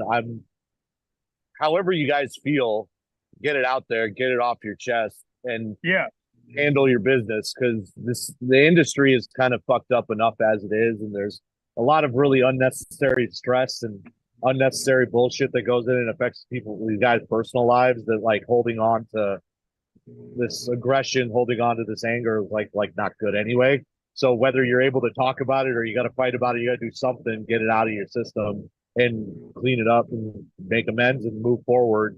Don't let it hang on you is like the most important thing in the end. Yeah, exactly. And again, to Mike's point as well, just out of respect for a lot of the guys there, I did send messages to, kind of the guys that run the locker room there, Mance Warner and guys like that, just to, make sure everybody understands where I was. Is it the way that it should be handled all the time? No, but again, that's what I felt it got to. And again, John, out of respect for me, he said, he let me get it out of my system. So have any of the wrestlers that you mentioned, like Mance or Brett, have anybody messaged you back or or commented back? Yeah, in man. I mean, regards to... they have, but again, those are private conversations. Right. Well, that's interesting. So what do you got coming up with 7? Because that's another thing. You said that you kind of involved Mike in this in a way too. You said 7 stands on business. So what's the business going on in the future with Drake and 7? I mean, Drake was. Let me just lead this one off real quick, because I mean, Drake's got a home with us for as long as he wants to wrestle, as long as he wants to be around wrestling, even when he's done wrestling physically, being in the ring. He's got so much value in not just being an in-ring talent, but overall in the success of any company. So as far as I'm concerned, Drake and 7 are always going to be able to have business. I think a lot of kind of what Drake's kind of push for me in this situation was, you can correct me if I'm wrong, is kind of the same things that he's dealt with, a lot of guys on our roster have dealt with. There's a lot of opinions. There's a lot of open public shit talking. There's a lot of claims being made about bullshit that has to do with not just Drake or myself, but Masada, to AJ when he was with us and other people. It's very easy to go and have an opinion and say some bullshit on the internet. It's a lot harder to do it when it reaches a boiling point and somebody goes and confronts the bullshit that's being said. And I think that's kind of what Drake is alluding to, because a lot of us have been in that same situation, and everybody's getting tired of just having people openly say whatever the hell they want. And on my end, at least you can tell, and Drake knows, I never really respond to anything. At least I never really respond to anything negative. I never respond to anything that's even bullshit. And I get messages from a lot of the guys in the locker room and on our on the back of house team saying, you need to say something. You need to go defend yourself. You need to put yourself out there. But it turns into you're screaming into the void. Your opinion, your words are never going to change anything. You need to get face to face with someone. Yeah, and that's kind of what that means. And again, also just kind of hyped up and just chest pumping and everything as well. But look, my point is, again, with Game Changer, I very much respect Game Changer Wrestling. A lot of the guys there, and the talent there, they're awesome. They're doing their thing. But I want to say this, they are not the only show in town. You know what I mean? There's 7, there's Circle 6, there's ICW, there's RPW. So again, the deathmatch community, deathmatch scene is in a healthy place right now. But at the same time, man, you have to stand your ground and not get bullied around. So that's where I was coming out with it. And look, one final thing in that regard, somewhat on a personal level as well, but and you guys had Nick Gage on your show, and again, I am super pumped to finally get back in the ring with him on December 14th in Philly. Again, it's the same night as King of the Death matches. So again, the folks on the East Coast and West Coast, they're you're gonna need to pop your popcorn. You're gonna be a long night of wrestling for everybody. But what kind of got to me was there was those tweets and it was mentioned that lure somebody out of rehab to benefit your shitty deathmatch promotion. And to me, I took that personal, man, because, the crew that we got, Bobby Beverly, Otis Kogar, Oren Vite, guys that are cornerstones, you know what I mean? Schlack, oh my gosh, Masada.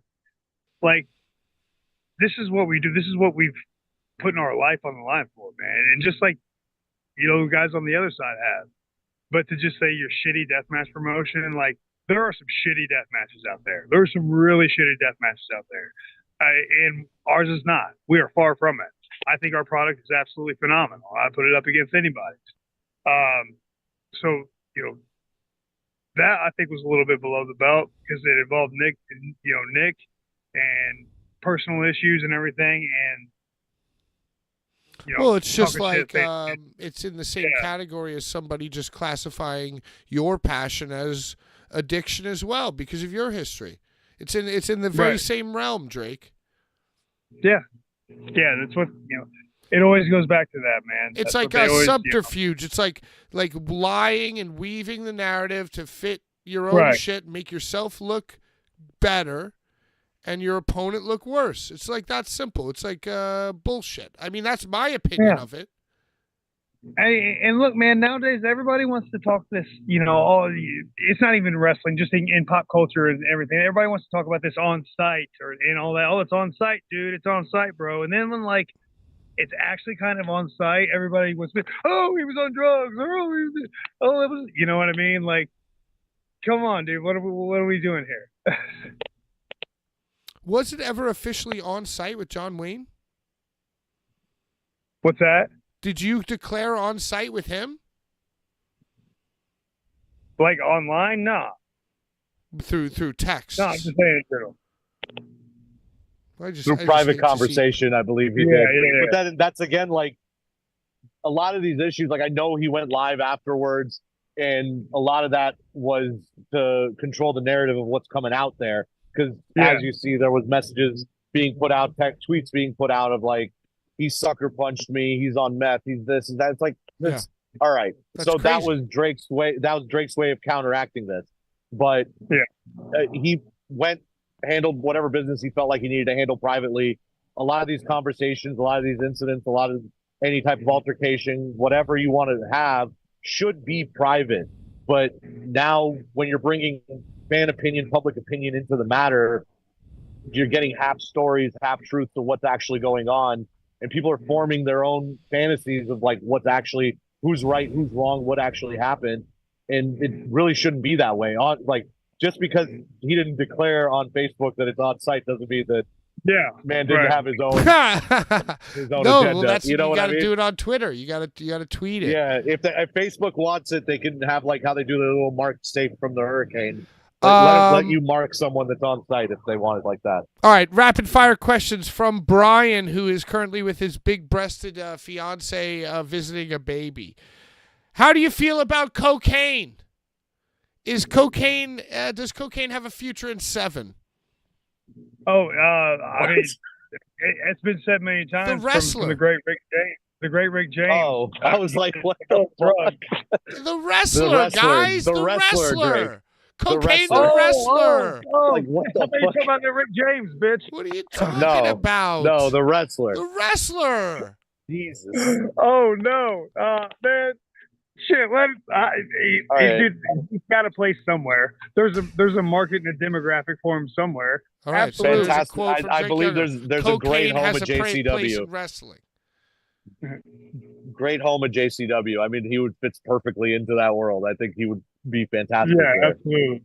Drake, what do you think needs to happen in 2025 to change the landscape of deathmatch wrestling for the better and the next level? Again, I don't know if it's kind of one broad stroke that you can do with it in 2025. But from my estimation, I think talent needs to earn the right to be in tournaments a little more. Like, you kind of need to be able to earn the honor, the opportunity, the privilege of being able to be in a death match. Like in Japan, it takes a few years where you're just wearing trunks and you're just doing basic shit like drop kicks and body slams, and then finally you get to unleash the inner death match in you. So, I think that's one kind of thing that's missing from this generation as to back then. Sometimes guys just need bodies, and so they'll tap anybody that's willing to do it. But I just think it needs to kind of be a little more exclusive, if you know what I mean. I hear what you're saying. What are your thoughts on WWE ID? Icarus, job for a cowboy. My thoughts thoughts of a cowboy. Rhinestone Cowboy, shout out. Great question. Drake, what are your thoughts on WWE ID? Absolutely fantastic, man. Great for the industry, great for the indies. I am just blown away at all the opportunities that these kids have nowadays to get a foot in the door. I mean, when I broke in, you had to send pictures and everything like that. And then kind of when I finally got my break, you had to send emails and hopefully get calls an extra and have to know somebody on the inside and everything. So I think this is just a great streamlined way. And Gabe Sapolsky is absolutely fantastic. I mean, he has his, he knows what's going on in the indies. So, he's a great person to kind of head that operation. So this is another Rhinestone. Thank you for that. That I agree, and that's a very well said. Rhinestone Cowboy also says, how do you feel about tournaments in terms of like tournaments to monthly shows? So many companies have tournaments and all, but do they really mean anything anymore? So like what you basically touched on was, there's so many tournaments. You need to be somebody to even get in the tournaments. Should there be less tournaments now? So man, I'll kind of go back to like whenever I was cutting my teeth and making a name in death matches, you had the Mid-South King of the Death, you had Tournament of Death, right? Those were like the big two, and then Carnage Cup and Masters of Pain came out. So there was really like four, you know what I mean? Like two big ones. So I mean, now it's just a different market because of the streaming platforms. There's so many more companies. And there's some companies that may not run monthly, and so they'll only do 4 shows a year. Maybe one of them is the tournament. Do I think there needs to be less tournaments and kind of make it a little more special? Like say, hey, it's just King of the Death and it's Tournament of Survival, and then a double death tournament or something like that. Queen of the Death match.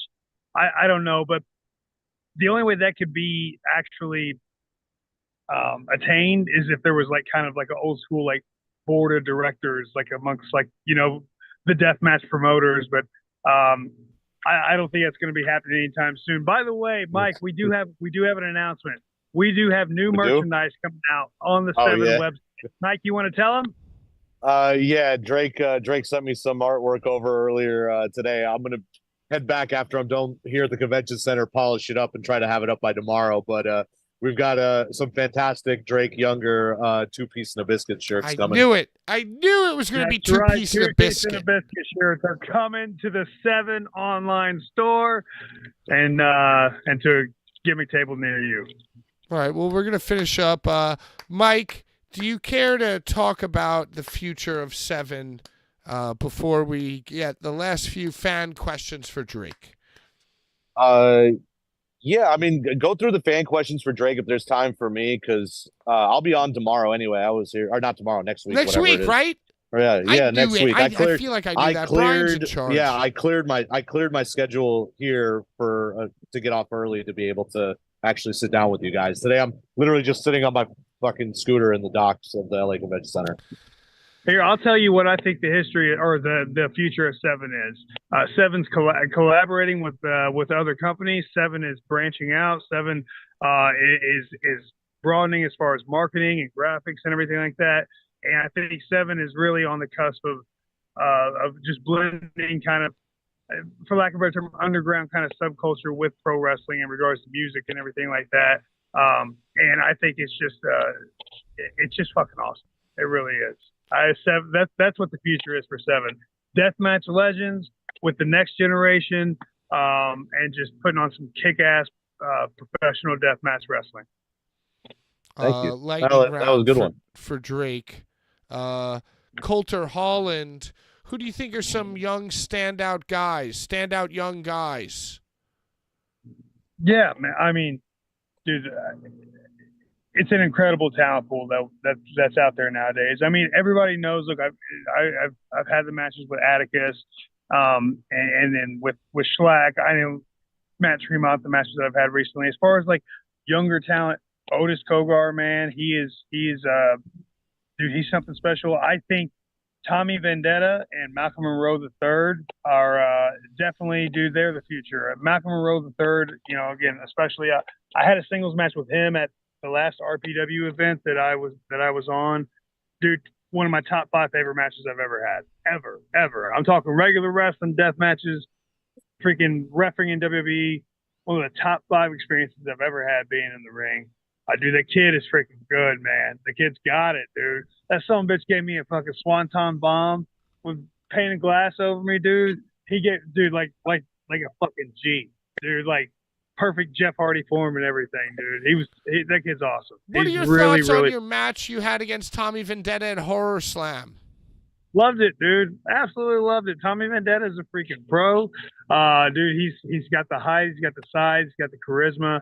And just each time I'm in the ring with these guys, man, I want them to take away something that's going to help them have a long career, that's going to help them be able to connect with the audience, a little better, and to be able to get them to thinking about, life after wrestling and the big picture as well. I like to talk with dudes in the back, just, about, again, life outside of wrestling. As you see here, I'm in the back end of my careers, but the time that I spent in NXT wasn't just about learning television wrestling.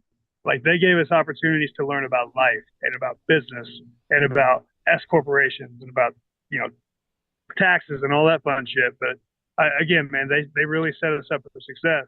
So, it's just, I want guys to kind of live for later as well. IB Positive says, favorite IWA East Coast memory. I attended every event and you were my favorite. Oh, thank you so much, man. I appreciate that. Favorite memory is Masters of Pain 2006. I think that is one of the best deathmatch tournaments ever. I think it's very underrated. A who's who was in it. That was, I was in it. Jun Kasai, Pondo, Deranged, JC Bailey. It was insane. It was insane. Mike, you have a great vision for the company. This is great hype, says Mike. You have a great vision for the company. Will Seven continue to run in L.A. for King of the Deathmatch? Because there were rumors about it moving to Texas. Yeah, no, I've looked at. I'm not gonna lie. I've looked at a lot of options. I get hit up all the time about take it back to the Midwest, take it here, take it there. I understand everybody saying that. I don't want to move it from December. I like it being at the end of the year and kind of capping the year off.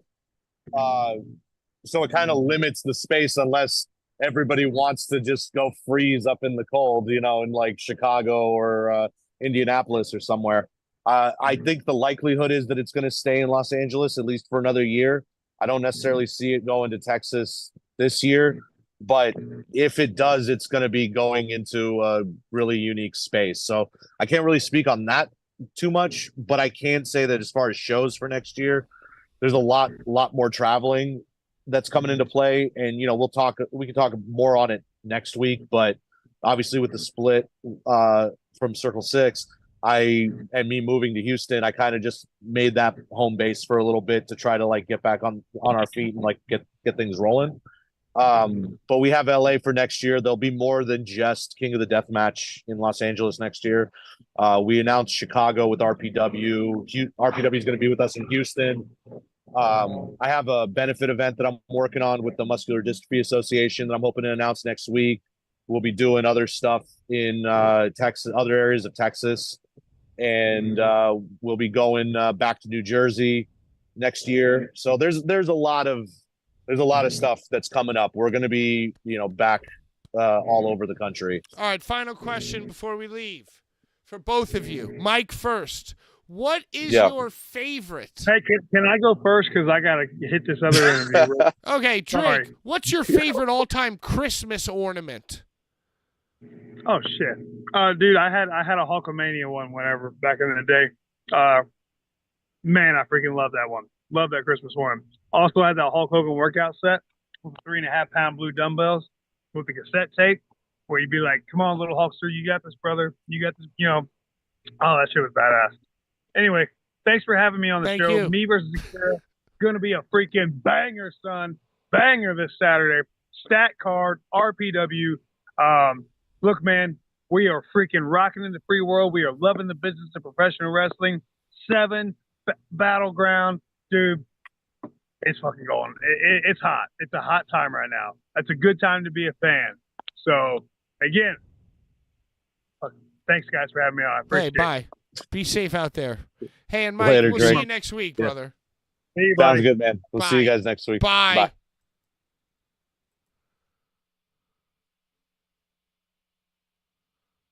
Well, that was the thing that happened. Now you can just see my beautiful desktop as I don't even know where should we go, like, boom. There you go. Hey, it's me, Pat with the Blvd Bullies. I got a lot of thoughts about that way the interview went. Drake Younger and Mike, both nice guys, you know? And anyway, thank you for watching. Next week, we get a full interview with Mike from 7. Drake wanted him to come on, I guess, to like use it as a way to promote, but I guess you heard it from Drake. These two men spoke on the phone. They squashed the beef. Drake Younger isn't mad at John Wayne Murdoch for calling him a meth head. And he didn't do meth.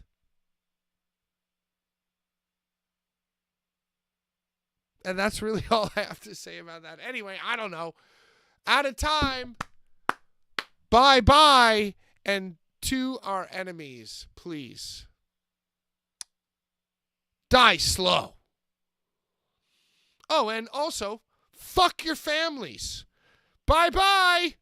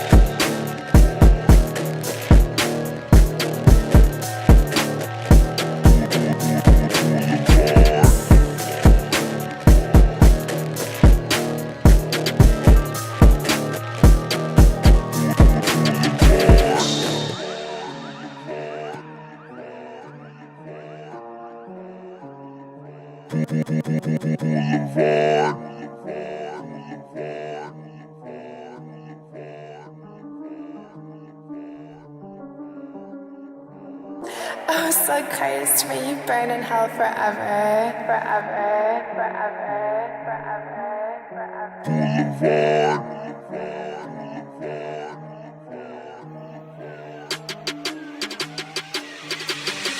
forever.